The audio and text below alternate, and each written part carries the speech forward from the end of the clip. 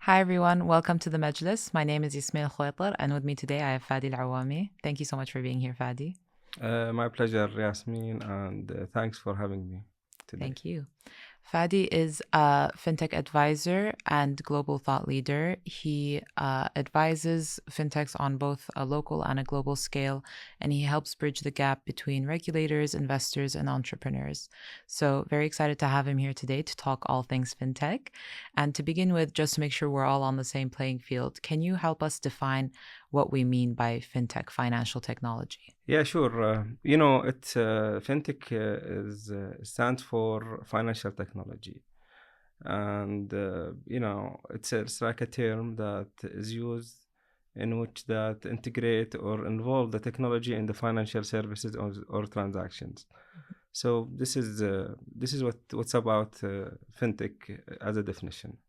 Interesting. And of course, there are many different applications of fintech that we can think of. Yeah, definitely. It's about the activities. Actually, fintech is not something new. Hmm. Uh, like the credit cards, even the ATMs. It's a financial technology. But That's true.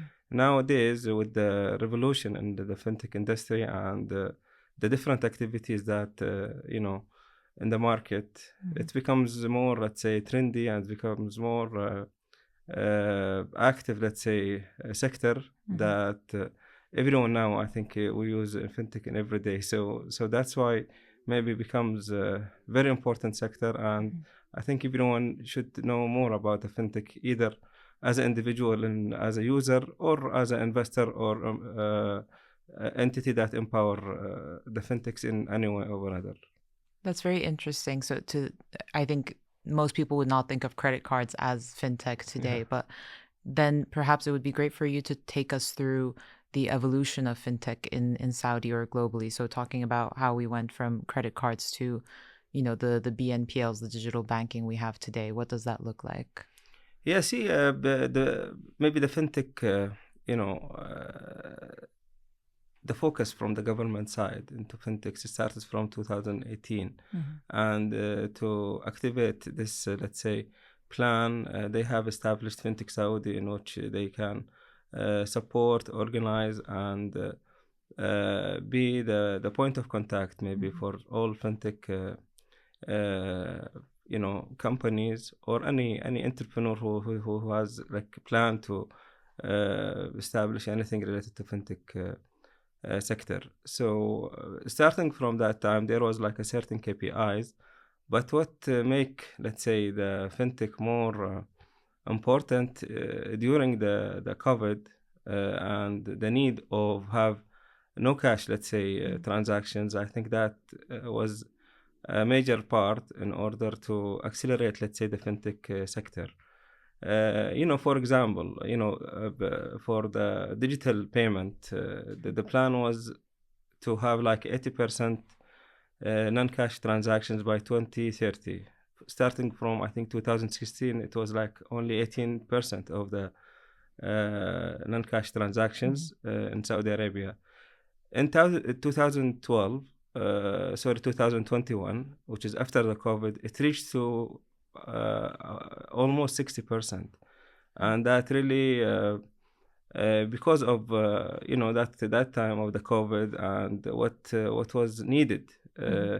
in the market in order to to have our, let's say, normal transactions. So that time, it was really, let's say, important time in order to accelerate fintech again, and maybe other, let's say, other activity that was very important for the sector itself is like, which is called alternative finance, Hmm. and that, buy now pay later, as you said, or the crowdfunding, in which that I think now we are using these activities maybe on almost weekly basis, if not daily basis, right? So Hmm. especially for the buy now pay later.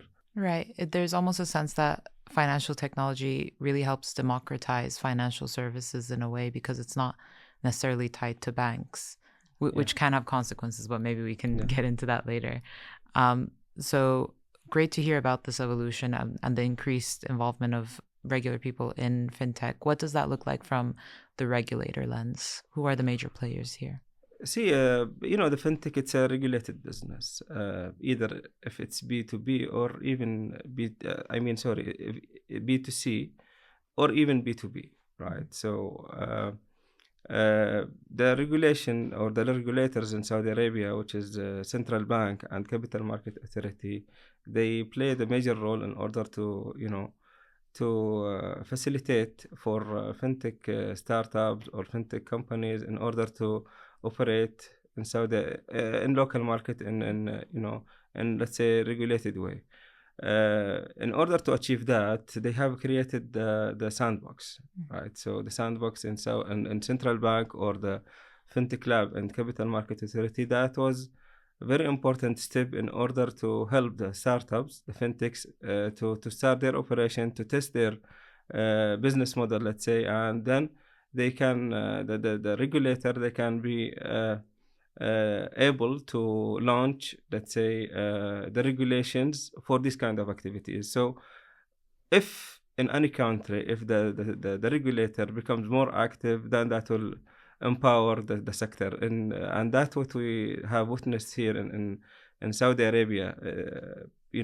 I think because it was like some plans related to financial development sector to empower the fintechs, and that's why the regulator gave more attention to these fintechs in order to support them, to regulate them.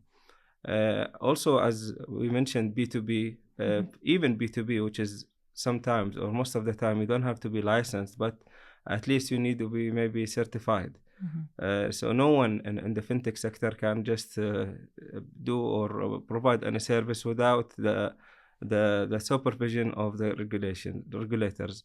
And that's very healthy, to be honest, because when you enter the financial sector, you are exposed maybe even to the global market, right? Yeah. So that's very important to have this kind of regulations. Let's say there's some of the requirement about the cybersecurity, about the compliance, all these things that is very important to make the sector more solid, let's say, more stable, and ready to growth.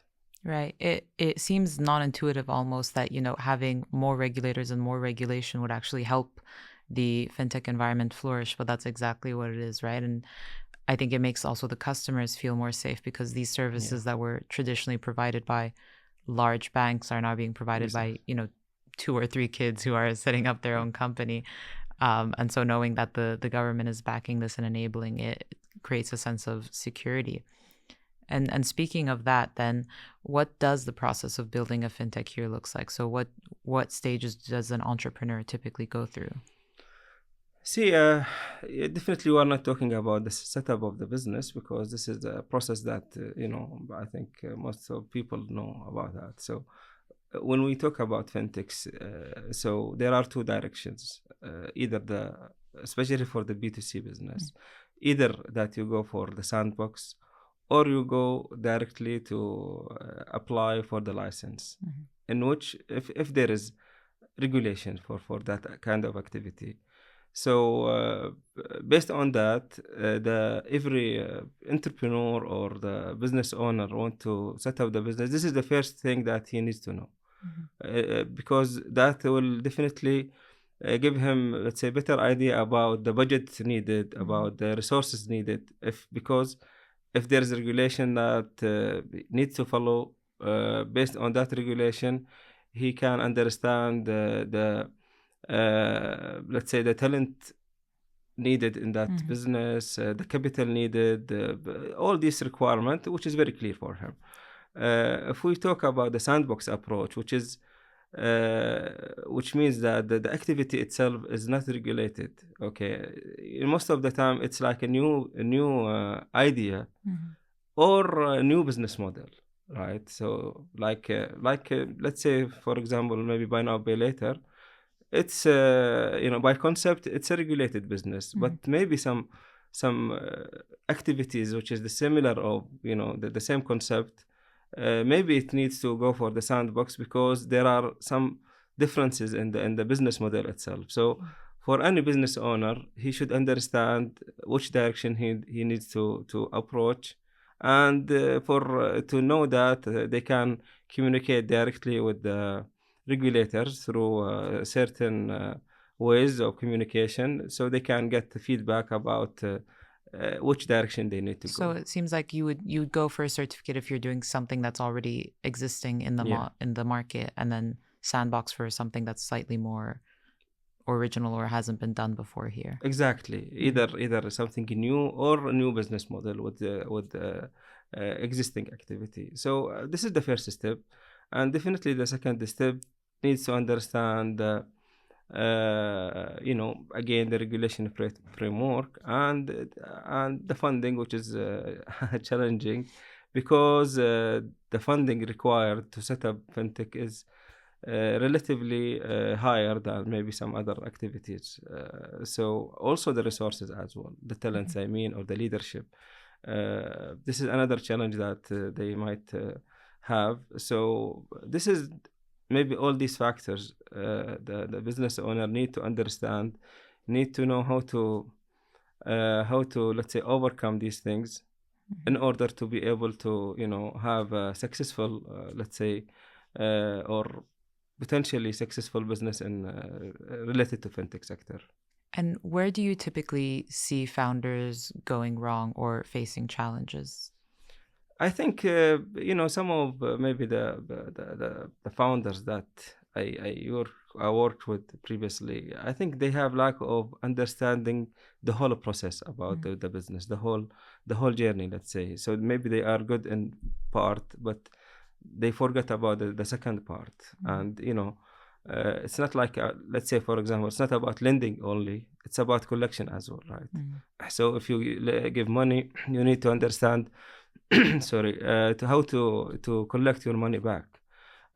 It's also sometimes related to the cybersecurity requirement, which is now becomes challenging, but again, it's very healthy for the sector, for the not only the fintech sector, the financial sector as a whole, if we look at it. So uh, I think lack of understanding of the whole process of the whole journey Mhm. sometimes put them in difficult challenge that they cannot maybe sustain or they cannot continue.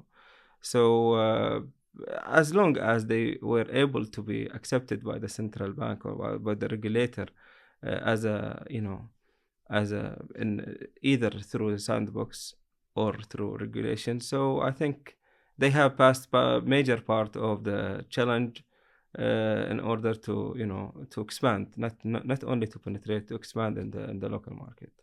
Interesting. So to you, the largest challenges lie in actually going to market. And once they're in market, do they typically have challenges in, market attrition in terms of competition, marketing, all of these things? Do you see them being more successful in that field? What are the challenges there? See, yeah, because when they reach that point or that level, definitely the regulator guided them Mm. in the right way, right? And also other maybe organizations like Fintech Saudi, they have enough guidance, to be honest, in terms of regulations, in terms of the requirement. Like again, sometimes let's say for the sandbox, even if it's not a regulated business, sometimes you will not be accepted in the sandbox because there are enough companies inside the Mm. sandbox for this certain activity. So that's why I think once they have passed all these, let's say, requirement and get this initial approval, I think the challenge becomes less. It depends now about how they improve their business model, how they can reach their client in a let's say right way. Also the innovation itself, it should be because again the competition doesn't stop, right? So Mm. even if you have a new idea, definitely when you enter the market and there is like validation from the market that's very highly demanded, right? Another stronger maybe Mm. newcomers to the market will take from this market share. So I think, yeah, when they have passed this regulations part, they will be in definitely better shape to operate, and then they think about how to scale the business up, definitely with the right funding, with Mhm. the and right, let's say, leadership people who can definitely take the business to second level. Interesting. I think we talk a lot about this regulator point, but it is profoundly different from other countries when we're thinking about why Saudi for fintech. I mean, one example to me that I found very enlightening because it's so symbolic is, within the fintech Saudi building in CAF, there's a lot of fintechs that actually have offices there. So you're really working alongside the regulators in terms of the physical space and in terms of the actual work you're doing. And when we think about why Saudi, that's obviously one of the big ones. What other reasons do you think there are, both in terms of, international fintechs looking for different markets to expand into, and for local entrepreneurs who want to go into this field? What are the benefits? Why Saudi? See, definitely the market size is very important Mhm. for anyone who want to expand out of their territory, right? So the market size for Saudi Arabia definitely is the biggest in the region. And, we are, in terms of consumption as well, we are, I think one of the leader in the region as well.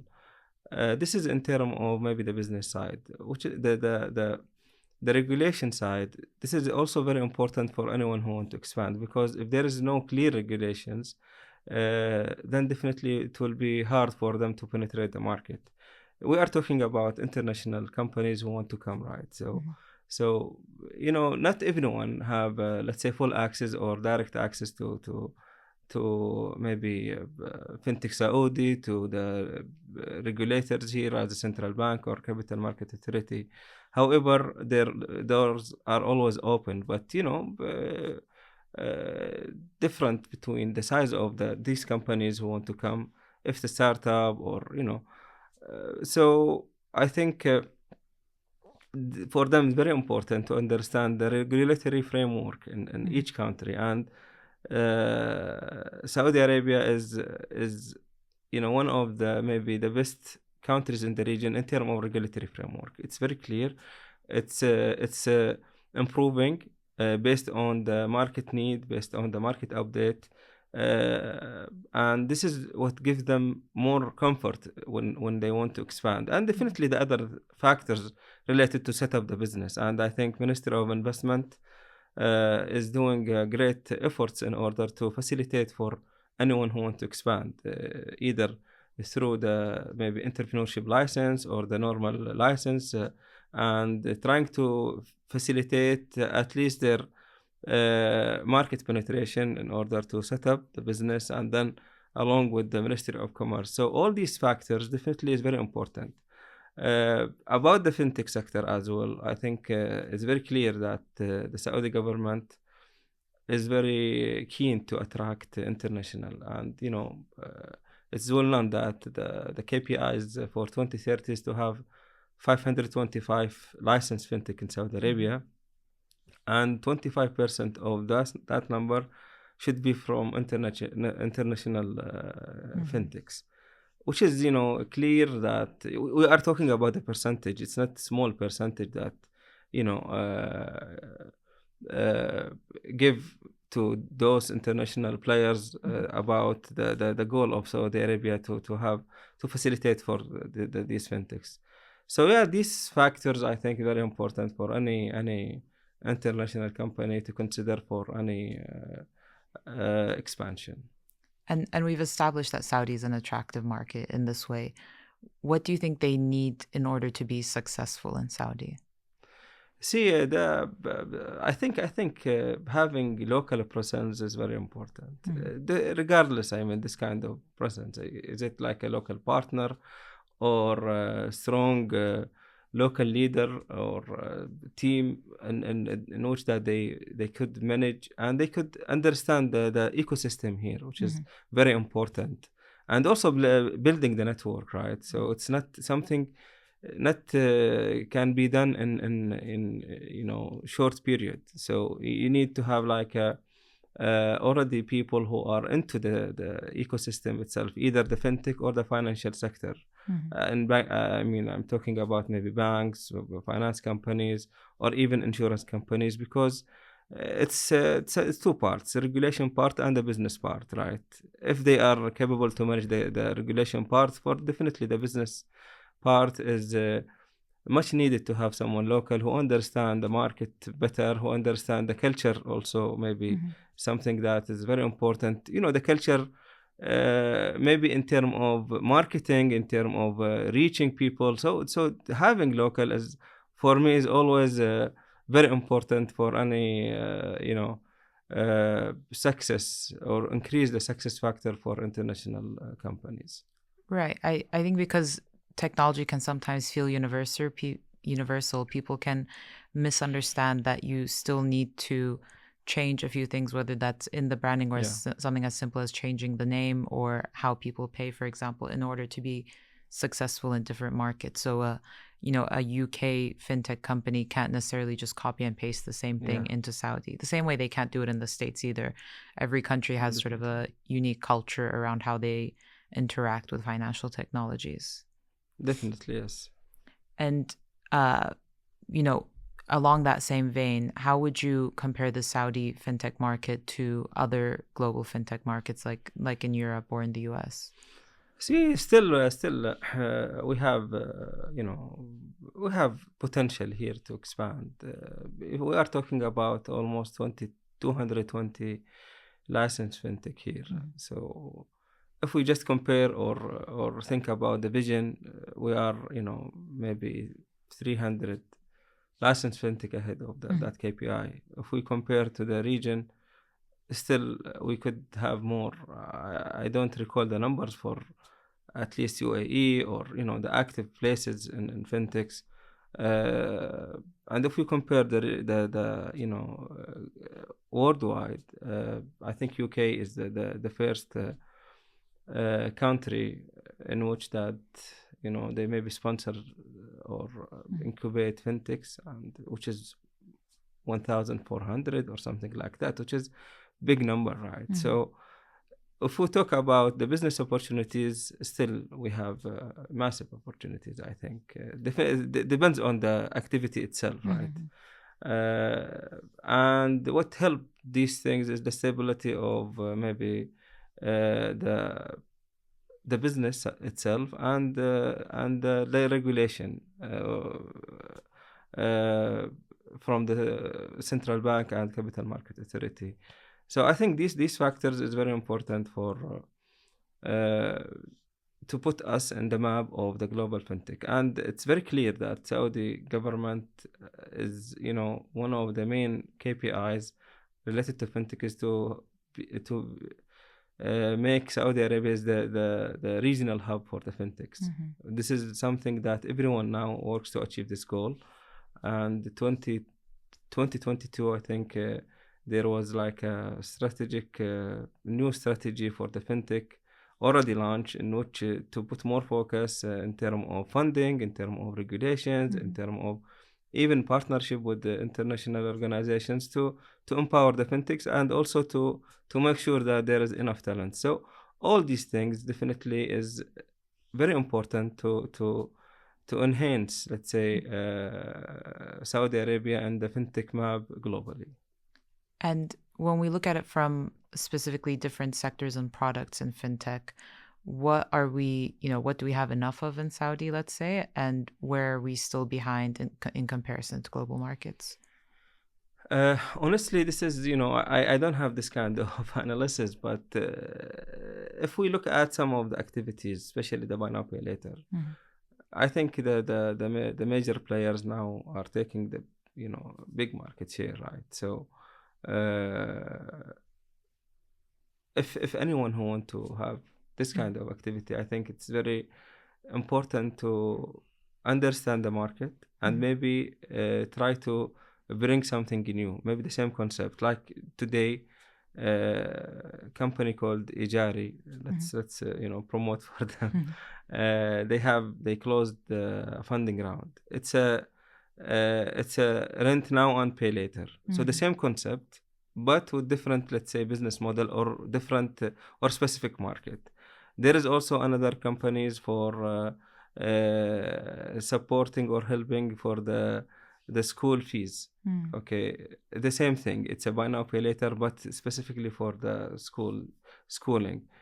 So I think thinking about different business model is something that very important to before you think to launch a new idea. And speaking about how we compare the opportunities in Saudi Arabia with the global, I think global market now they are more active into B2B, Mm-hmm. B2B businesses. Maybe this is something that we really, have, big demand here. I think because, B2B usually they support the whole ecosystem, the Right. fintech ecosystem, and usually these B2B cannot compete with the banks, and this is very important whenever want to consider any fintech idea. Right, maybe the bank now is not focusing on that, but it's easy for them to launch a new product that can compete you, and we see some banks now are active in lending, micro lending, active in even buy now pay later, and that will definitely make the competition very high. So B2B, I think relatively or comparing with other markets, Saudi Arabia still have better opportunities in terms of B2B. And that's an interesting point, right? Because really the banks, the traditional banks are the elephant in the room, these legacy Yeah. players. I mean, they still have a lot going for them, obviously, but what is the relationship between the fintechs and banks like today? Yeah, today is definitely we are in maybe important time. Previously, they were not like that much active in fintech space. Definitely because maybe the legacy that they have, the business, and they are doing great, and definitely the decision making in the process in the banks definitely not like any startup. But recently, I think they become more active.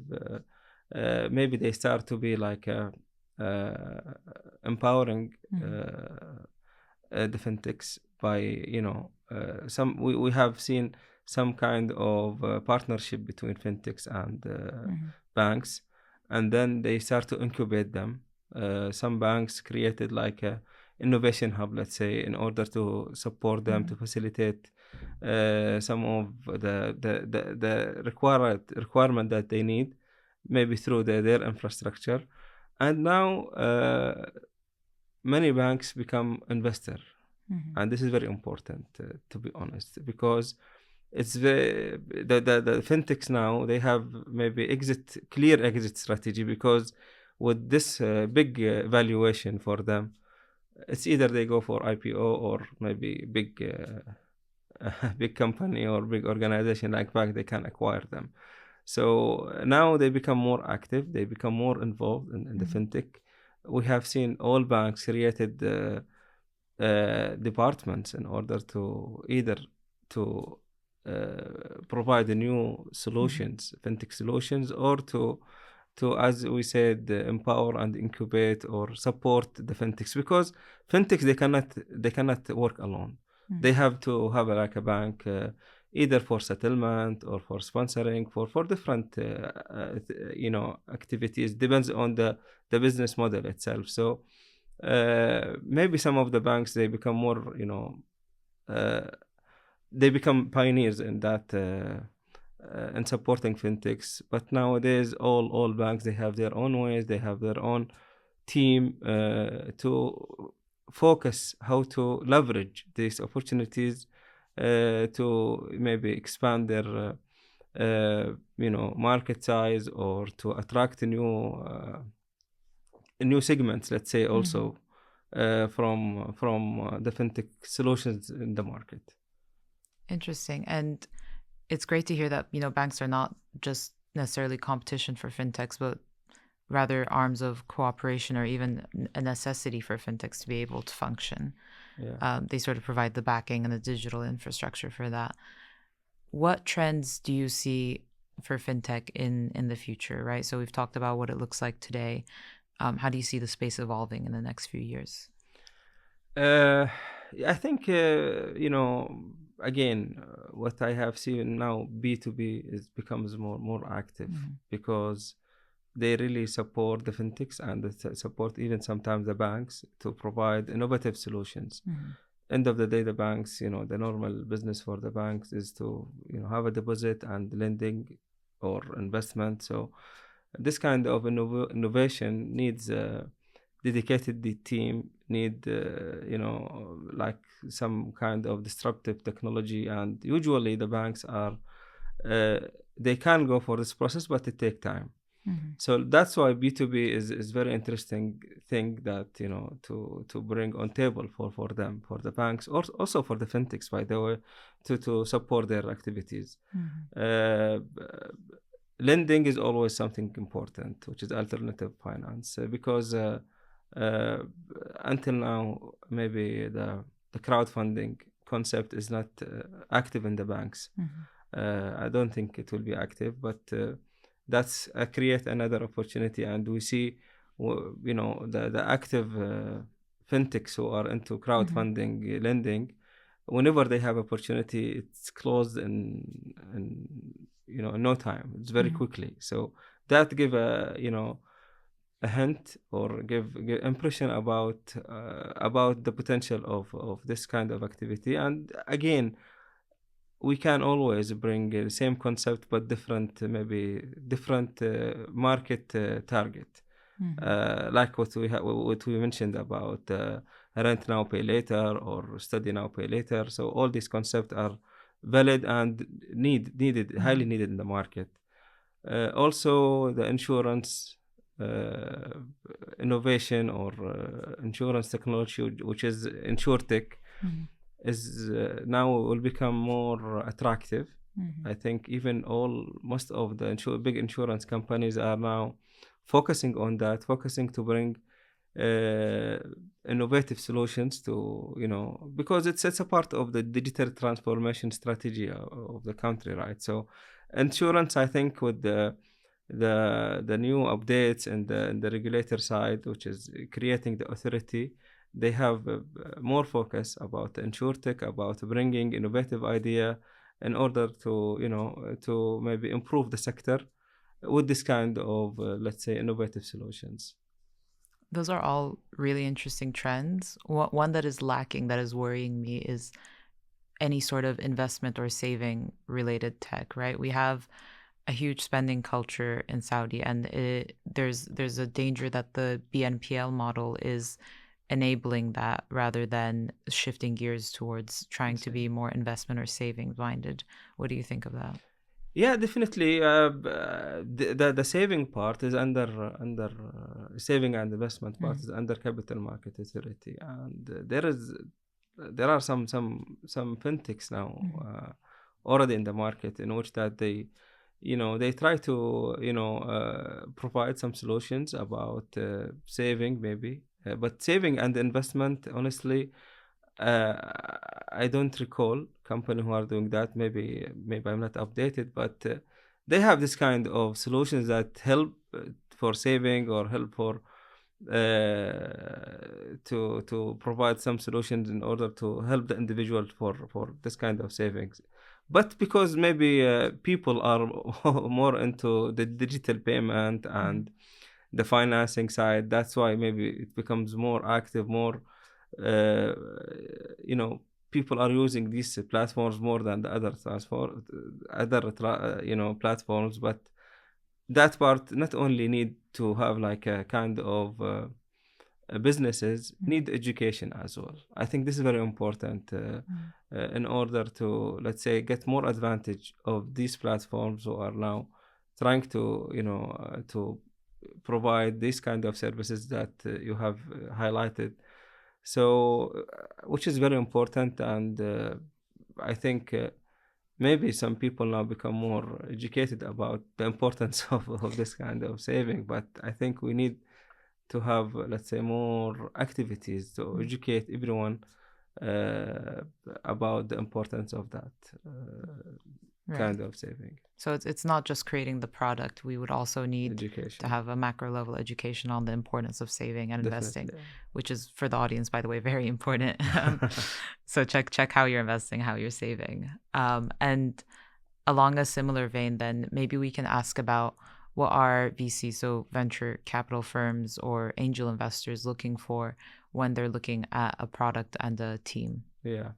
See, really it depends on the VC strategy, right? Right. And their target, let's say, not market, but the let's say time of investment in these companies. Mm. Because some of the VCs are focusing maybe on the seed round, some of them in later stage round, right? So this is really depends on their strategy. But I think in fintech side, definitely the innovation itself and how the update in the innovation. It's not only about provide solution, but how you can always stay ahead of the market. This is Mhm. very important because when you maybe provide any new idea, you just consider maybe only 2 years, and then you need to have Mhm. another maybe update or another business plan in order to be still active in the market and don't lose your market share. So the innovation part is very important. The scalability Mhm. definitely is very important. How they can serve maybe more Mhm. more individuals, more businesses. Maybe that's why the B2C model is always attractive for the VCs, because the scalability is Mhm. very big for that, especially for the lending part or the digital payment. And maybe that's why the maybe we have three unicorns now, all Mhm. in the alternative finance and maybe digital payment, which is TC Pay, and they're coming also from the same activities. So this is very important for them, and I think that the team, the founders themselves, and the team, the leadership in the business itself, their understanding about the market, their background. It's not only that his the character for the founder itself only. It's not only this the important Mhm. factor, because it's very regulated business. It's related to the financial sector, so you need the team are capable to manage all these challenges. They can communicate with the regulator whenever needed, because Mhm. again, it's a regulated and very important for the whole nation, not for only the sector itself. So these things are very important for the VCs, at least from my point of view. And whenever these things are available, I think they will have good attention from the VCs, Mhm. because this is one of the, let's say, major sectors that they have always appetite to invest on fintech in general. And to wrap up, let's maybe broaden the question a bit to, you've worked with so many fintechs, both global and local. What advice would you have for founders or established fintech companies? Uh, the first advice is you need to be wise. I mean, in order to have this let's say move, because it's the commitment for it is it will take long time and more dedication. Again, we are talking about regulated business, so it's not only about your passion, it's about evaluating your capability, your resources before you take this action, right? So definitely it's a a risky move, Mhm. but it should be a wise move as well, right? The second thing is you don't always, follow the market. I mean, because of there is a high demand on this activity, let's do it. I mean, if someone's already, penetrating the market before you, they have really big advantage. And if in order to compete with them, you need to be really ready about in terms of resources, in terms of resources, both money and I mean funding and Mhm. manpower. So you need really to consider all these things before you plan to have this move. And maybe last advice, which is very important, always look for the accelerators programs. And whenever you accept it, that really will give you big advantage, because they will give you resources that will definitely validate your idea, because since you are part of this program, that definitely give impression that your idea is valid and there is a good potential, and they will give better access to the VCs and any funding, maybe anyone who is interested to provide funding, either angel investors or VCs or any institutional, let's say, organization. So I think these things very important to be considered. And I am not trying to make anyone scared about this sector, but again, having very wise steps is very important. And I wish all success for anyone who want to start this journey. Indeed. بالتوفيق للجميع إن شاء الله. Inshallah. And thank you so much, Fadi, for your time today. This has been very enlightening. Thank you, Yasmin.